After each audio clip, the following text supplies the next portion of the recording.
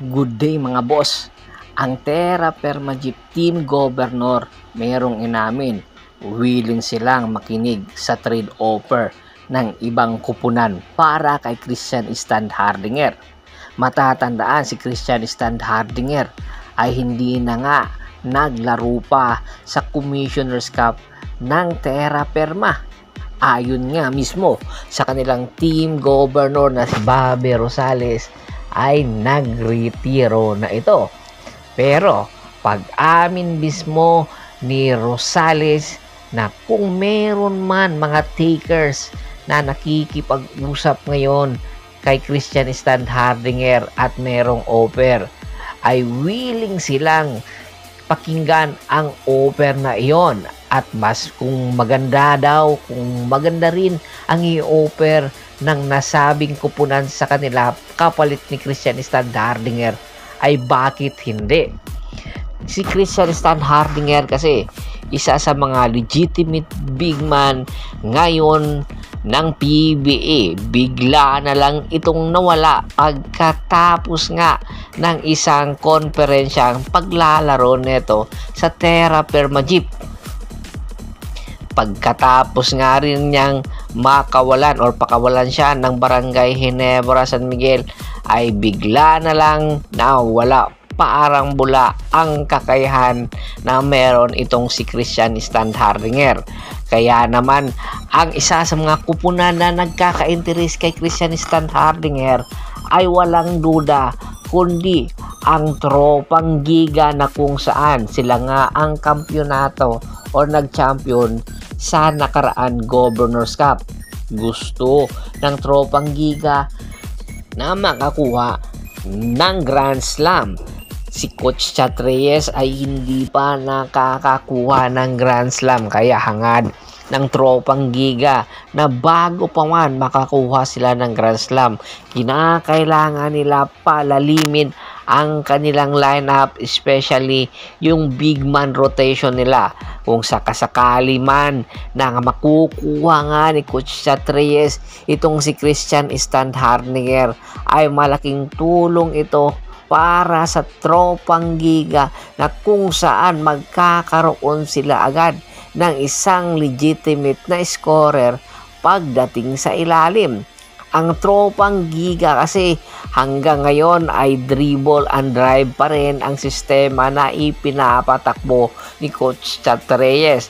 Tanging palabigasan nila yung mga outside shooting nila, at itong si Ronde Holly Jefferson ang nagiging anchor nila sa depensa. Kung sakali man makuha nga ng Tropang Giga itong si Christian Standhardinger, magkakaroon ng katulong itong si Ronde Hollis Jefferson sa ilalim sa tulong ni Christian Standhardinger. At ayon nga sa mga ulat, itong si Poy Eram daw ang malaking posibilidad na pakakawalan ng Tropang Giga para maging kapalit itong si Christian Standhardinger.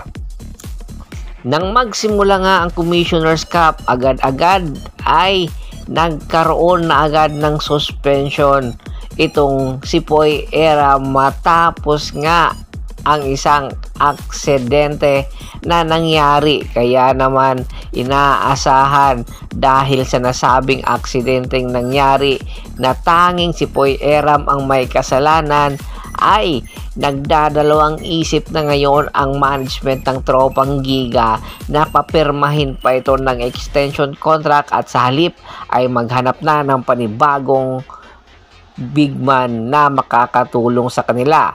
At ito nga si Poy Eram ang ipapadala ng Tropang Giga papunta sa Terra Perma Jeep kung sakaling pumayag itong si Bobby Rosales sa magiging offer ng Tropang Giga. Magkakaroon daw ito ng puwang si Poy Eram sa Terra Perma Jeep.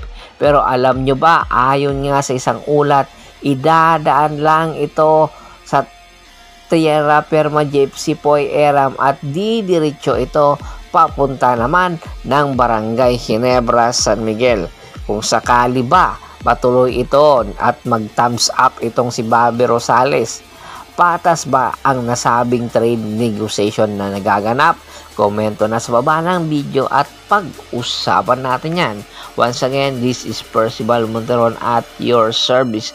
Don't forget to subscribe my sports channel at don't forget to click the notification bell button para maging updated palagi sa kwentuhan. At bago pa man natin tapusin ang ating kwentuhan, shout out muna tayo sa ating mga solid na followers na laging sumusuporta sa atin. Kay Kagawad Cats Aquino Dukusin ng Hagonoy, Bulacan, Anthony Lucky Alon, Ronald Bersobidad at sa Bersobidad family, Adrian Dulay at sa Dulay family, Malyari Mascareñas, Jan David Golapa at syempre si Mr. Ricky Lanza ng Ricky Rider TV ng Tansa Cavite. Pakibisita na rin po ng aking Facebook fanpage na Hapres PH, Pulgoso, Bostor at Boss Idol para sa mga karagdagang sports kwentuhan. Hanggang sa muling kwentuhan, maraming salamat po.